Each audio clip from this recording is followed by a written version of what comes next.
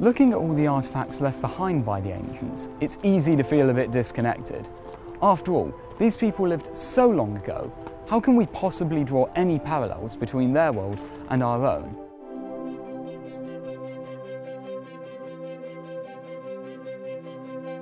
The texts that we reference and the objects that we discuss have themselves become so much the foundations for both the whole history of Western art, the whole history of Western philosophy, the shape of Western literature, that in studying these texts one discovers more not just about an ancient world, but about the world that's been built on that, and that our world.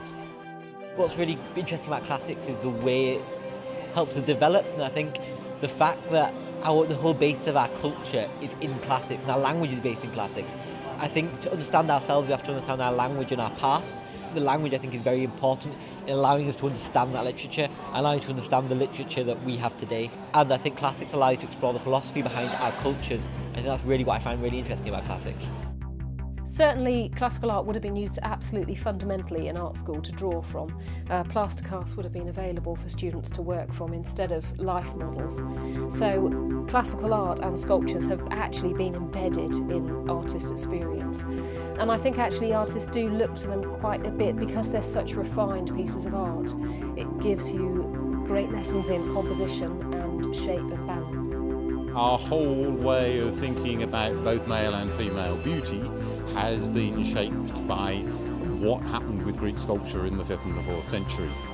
Issues of philosophy, basic philosophical steps, are first explicitly made by the Greeks.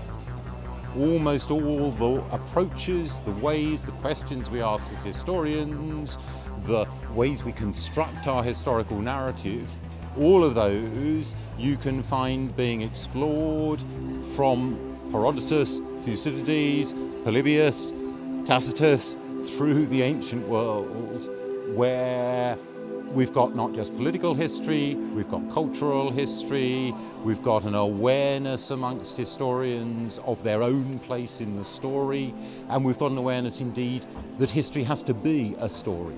I'd say that archaeology is something that everyone should get involved in. It's very hands-on, very practical, very exciting. Remember on my first dig, I found an ancient Roman ear scoop, and this is at a bathhouse in Sussex, and this is an exciting memory that has sort of stuck with me forever.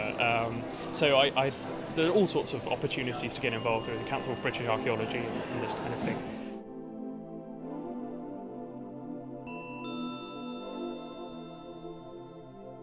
The ancients are still all around us, influencing our art, our language, and even our attitudes. The classical world speaks through us, and that is why we must ensure that they are never forgotten.